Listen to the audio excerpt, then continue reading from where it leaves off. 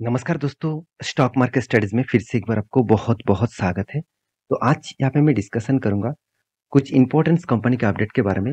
तो इस वीडियो को पूरा लास्ट तक देखिएगा और अभी तक आपने चैनल को सब्सक्राइब नहीं किया तो ज़रूर कर लीजिएगा, कंटिन्यूअसली इन्फॉर्मेशन और अपडेट्स पाने के लिए।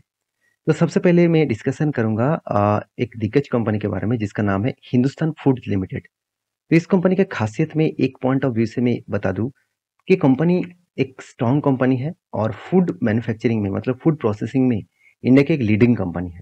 अगर इसका कंपटीटर दिखा दूँ तो देखिए वरुण बेवरेजेस इस सेक्टर में लीडर है और वरुण बेवरेजेस जो प्रोडक्ट बनाता है आप सभी जानते हैं वो ज़्यादा से ज़्यादा कोल्ड ड्रिंक्स बनाते हैं। और बाकी जो कंपनी है उस सेक्टर में एल&टी फूड, हिंदुस्तान फूड ये दोनों कंपनी और बीकाजी फूड्स ये तीनों कंपनी एक ही प्रोडक्ट के ऊपर काम कर रहे हैं।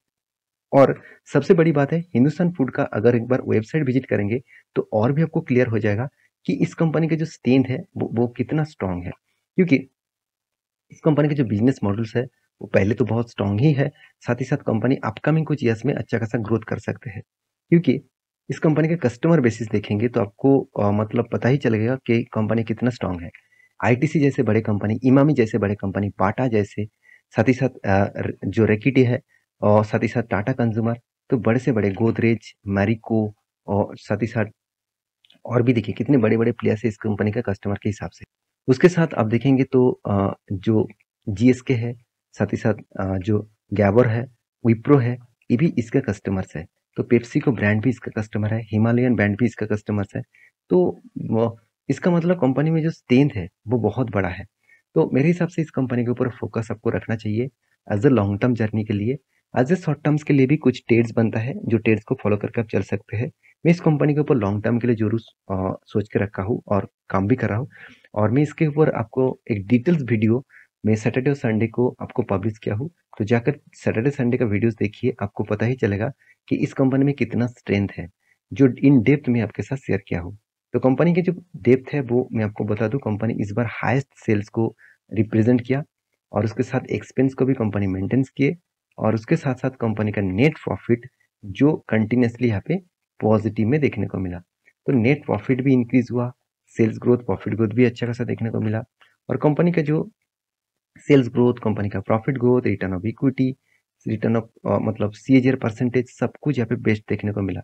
कंपनी का स्टॉक टू प्राइस मतलब स्टॉक का जो प्राइस का जो सीएजीआर परसेंटेज है 10 साल में 61%, 5 साल में 53%, 3 साल में 72% और 1 साल में 38%।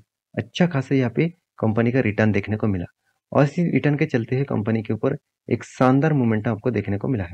कंपनी का शेयर कैपिटल और रिजर्व के बारे में बात करूँ तो कंपनी का शेयर कैपिटल भी इंक्रीज हो रहा है, रिजर्व भी इंक्रीज हो रहा है। उसके साथ-साथ कंपनी का कर्जा भी इंक्रीज हुआ। आप कहेंगे सर इतना कर्जा क्यों कंपनी ने लिया? देखिए उसके पीछे कारण भी है। देखिए कंपनी का सीडब्ल्यूआईपी देखेंगे तो कंपनी का इस बार 125 करोड़ दिखेगा। इसका मतलब कंपनी खुद के बिजनेस के ऊपर एक बड़ा-सा इन्वेस्टमेंट किया और वो भी सीडब्ल्यूआईपी के हिसाब से मतलब कैपिटल इन वर्किंग प्रोसेस के में देखेंगे तो कंपनी ने 125 करोड़ का टोटल इन्वेस्टमेंट यहाँ पे देखने को मिला है। तो इस प्रोसेसिंग खत्म होने के बाद वो डायरेक्टली वो पैसा आपको फिक्स एसेट में दिखेगा। इसका मतलब नेक्स्ट ईयर में कंपनी का फिक्स एसेट बनने वाले हैं।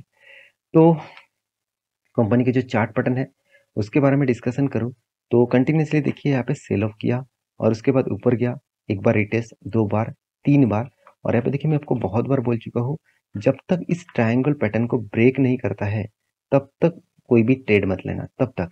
यहाँ पे अगर यहाँ पे देखिए मान के चलिए यहाँ पे ब्रेक करने का कोशिश कर रहा है क्योंकि वॉल्यूम भी पॉजिटिव हो रहा है, तो यहाँ पे अगर ब्रेक करे, मैं थोड़ा-सा ज़ूम करके आपको दिखा रहा हूँ।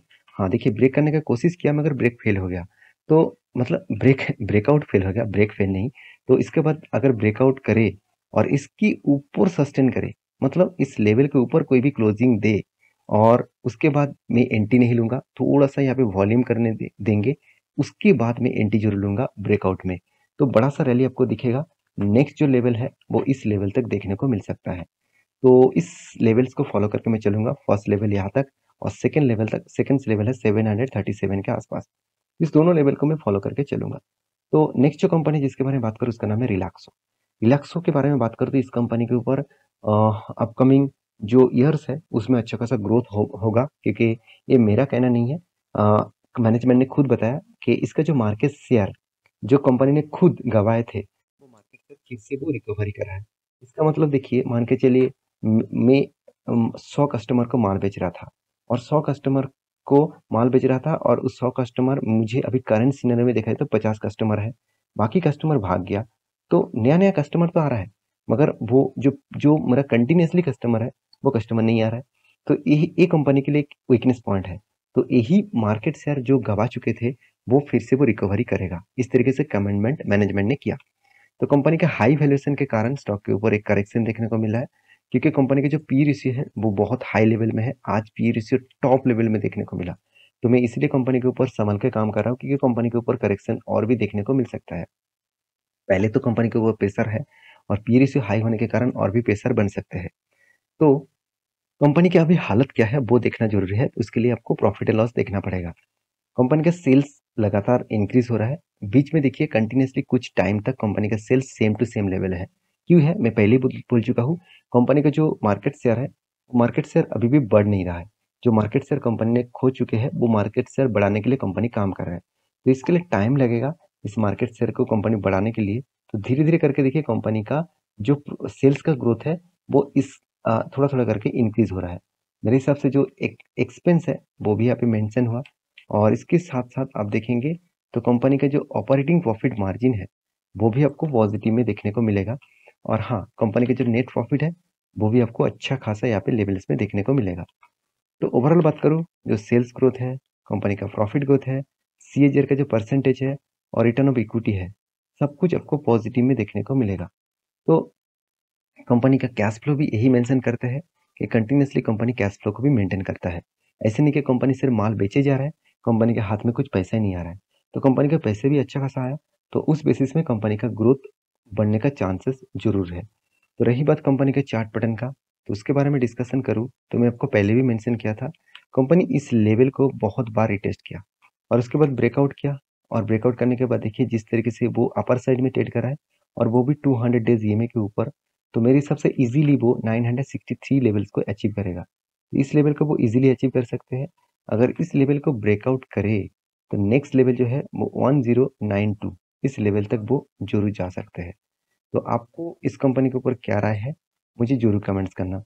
तो नेक्स्ट जो कंपनी जिसके बारे में बात करूँ उसका नाम है हीरो मोटोको। बहुत सारे दोस्तों ने मुझे कमेंट्स किए थे कि हीरो मोटोको के ऊपर एक डिस्कस आप जरूर करिएगा। मैं कुछ वीडियोस पहले से आपको अपलोड करके दिया हूँ और मैं फिर से इसके ऊपर बातचीत करूंगा, क्योंकि इस कंपनी का जो मतलब पॉजिटिविटी है मुझे हमेशा हाई स्टेन देखने को मिलता है। क्योंकि आप कहेंगे सर बहुत दिनों तक ना इस कंपनी एक ही रेंज के ऊपर फंसे हुए है और उस वो रेंज को वो ब्रेक नहीं कर पा रहा है। तो इस कंपनी के ऊपर क्या निवेश करना सही होगा?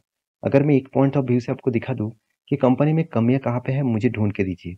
कंपनी सेल्स को लगातार इंक्रीज किया, एक्सपेंस को भी कंपनी मेंटेन किए, जीरो डेब्ट कंपनी है, उसके साथ कंपनी का नेट प्रॉफिट लगातार इंक्रीज हुआ। तो इस मतलब इंक्रीज मतलब एक ही रेंज के ऊपर कंपनी सेल्स ग्रोथ को मेंटेन कर रहा है। तो उस बेसिस में कंपनी के ऊपर पॉजिटिविटी है। तो आप कहेंगे सर क्या आपके पास हीरो मोटोका का शेयर है एज ए लॉन्ग टर्म के लिए? मैं कहूँगा पहले था, मैं शेयर को बेच चुका हूँ, क्योंकि मैं इस कंपनी के ऊपर ट्रेडिंग बेसिस में ज़्यादा से ज़्यादा काम करता हूँ। क्यों करता हूँ वो भी मैं आपको बताता हूँ, क्योंकि इस कंपनी जिस सेक्टर के ऊपर है उस सेक्टर में बहुत बड़ा चेंजिंग हमेशा देखने को मिलता है। कभी पेट्रोल के मतलब पेट्रोल के बाइक्स, साथ ही साथ कभी ईवीज के ऊपर बाइक्स, कभी सोलर प्रोजेक्ट के ऊपर बाइक्स आ जाएगा, कभी हाइड्रोजन के ऊपर आ जाएगा। तो इस तरीके से अगर कंटिन्यूसली चेंजिंग होता रहे तो कंपनी का नया-नया प्रोजेक्ट करने के लिए खर्चा ज़्यादा होगा, कंपनी का इनकम कम हो जाएगा। तो कंपनी का सेल्स ग्रोथ में उतना ज़्यादा इम्पैक्ट मतलब सेल्स ग्रोथ कम होगा, उसके ऊपर कंपनी का बड़ा इम्पैक्ट पड़ेगा। तो मैं इसलिए इस कंपनी के ऊपर कोई भी ट्रेड बनता है तो मैं ज़रूर ट्रेड करता हूँ। एज़ ए स्विंग ट्रेडिंग्स के हिसाब से मैं एज़ ए लॉन्ग टर्म के लिए इस कंपनी के ऊपर अभी फिलहाल के लिए कोई भी निवेश नहीं करके रखा।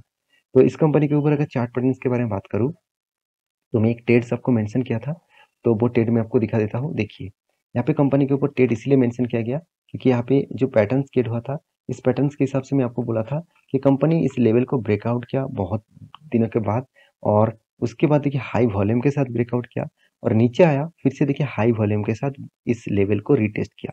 तो रिटेस्ट करने के बाद ब्रेकआउट के बाद मैं आपको बोला था कि इस कैंडल के ऊपर एंट्री बनेगा और टारगेट बनेगा 3247। तो इस लेवल तक टारगेट बनेगा, तो टारगेट से पहले ही कंपनी रिवर्सल करे तो मैं होल्ड करूंगा।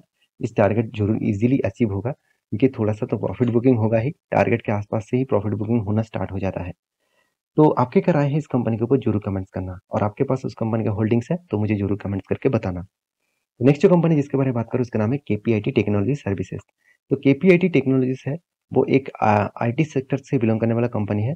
तो इस कंपनी के ऊपर मैं हमेशा बुलिश हूँ क्योंकि कंपनी आर्टिफिशियल इंटेलिजेंस के ऊपर काम कर रहा है, जो सेक्टर बहुत तेजी से ग्रोथ होने वाला है। क्योंकि आर्टिफिशियल इंटेलिजेंस के ऊपर बहुत तेजी से ग्रोथ होने का जो मेन कारण है वही इस कंपनी का जो मेन एक्चुअली जो डिटेल्स है मैं आपको बता दूं। आर्टिफिशियल इंटेलिजेंस बहुत तेजी से इंक्रीज हो रहा है और चाइना इसके ऊपर बहुत बड़ा इन्वेस्टमेंट भी कर चुके हैं और भी ज़्यादा इन्वेस्टमेंट करेंगे, क्योंकि आर्टिफिशियल इंटेलिजेंस जिस जिस कंट्रीज के हाथ में रहेगा, जो कंट्रीज सबसे ज़्यादा डेवलप कर पाएंगे वो ही मार्केट में फ्यूचर में राज करने वाले हैं। तो इस कंपनी के ऊपर फोकस रखिएगा क्योंकि इस कंपनी आर्टिफिशियल इंटेलिजेंस के ऊपर काम कर रहा है। तो इस कंपनी के हिसाब से मैं इसके बेसिस में कंपनी के ऊपर बहुत बुलिश हूँ। तो कंपनीज के जो प्रॉफिट एंड लॉस है उसके बारे में बात करूँ तो कंटिन्यूसली कंपनी सेल्स को इंक्रीज किया, एक्सपेंस को भी मेंटेन किए, और उसके बाद कंपनी नेट प्रॉफिट जो है उसको भी पॉजिटिवली यहाँ पे ग्रोथ देखने को मिल सकता है। तो कंपनी के जो सेल्स ग्रोथ है, कंपनी के जो प्रॉफिट ग्रोथ है, कंपनी के जो सीएजीआर परसेंटेज है, रिटर्न ऑफ इक्विटी जो है, वो सब कुछ यहाँ पे पॉजिटिव में देखने को मिला। कंपनी को धमाका जैसा रिटर्न दिया। बहुत सारे एनालिसिस ने ये भी बताया कि केपीआईटी के ऊपर गिरावट हो सकता है।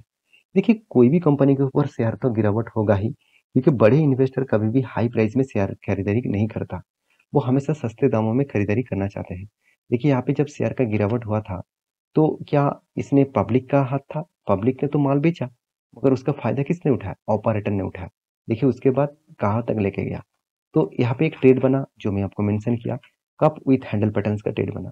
तो कप विथ हैंडल पैटर्न्स बना और उसके बाद में आपको टारगेट दिया था इस लेवल तक, मतलब मैं आपको एज ए एजुकेशन पर्पस में एज ए स्टडी करने के लिए टारगेट दिया था यहाँ तक। तो इजीली देखिए टारगेट को अचीव किया। जो मैंने टारगेट ऑब्वियसली प्रॉफिट है यहाँ पे ऑब्वियसली कमाया, तो इस बेसिस में टारगेट इजीली अचीव हुआ।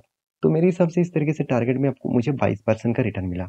तो आप इस तरीके से टारगेट को पाना चाहते हैं तो पहले स्टडी करिए, मेरे इस तरीके से टेक्निकली चार्ट पैटर्न को सीखिए, वॉच करिए, देखिए। आप काम करते कुछ भी काम करिए, हर दिन 1 घंटा टाइम इसके लिए स्पेंड करिए, तभी आपको एक अच्छा खासा आप एज ए ट्रेडर्स बन सकते हैं, एज ए इन्वेस्टर बन सकते हैं। तो रही बात कंपनी के लास्ट कंपनी के बारे में जिसका नाम है सिक्योर 4 प्रोजेक्ट लिमिटेड, तो इंडिया लिमिटेड। तो सिक्योर 4 प्रोजेक्ट इंडिया लिमिटेड इस कंपनी के बारे में बात करूं तो कंपनी बहुत छोटा है, तो फिर भी इस कंपनी ने एक बहुत बड़ा अनाउंसमेंट कर दिया। वो अनाउंसमेंट क्या है मैं आपके साथ शेयर करूं तो कंपनी स्प्लिट का अनाउंसमेंट कर दिया। 20 तारीख को कंपनी आपको स्प्लिट देने वाला है। हर 10 शेयर में आपको यहाँ पे मतलब 10 शेयर का फेस वैल्यू अभी 5 रुपया होने वाला है, एक के बदले आपको 2 शेयर यहाँ पे मिलने वाला है। तो ये सारे था कंपनी जो डिटेल्स है वो मैं आपको एज ए एजुकेशन पर्पस में आपके साथ डिस्कस किया। तो कोई भी बाई एंड सेल का रिकमेंडेशन नहीं है, तो प्लीज़ इसको बाई एंड सेल रिकमेंडेशन मत समझना, तो इसके ऊपर रिसर्च करके ही काम करना। तो आई होप इस वीडियो आपको अच्छा लगा होगा, तो प्लीज़ अच्छा लगा हो तो प्लीज़ लाइक करना, चैनल को सब्सक्राइब भी करना। मिलते नेक्स्ट वीडियो में, तब तक के लिए अच्छे से रहिए, अपने ख्याल रखिए, बाय बाय।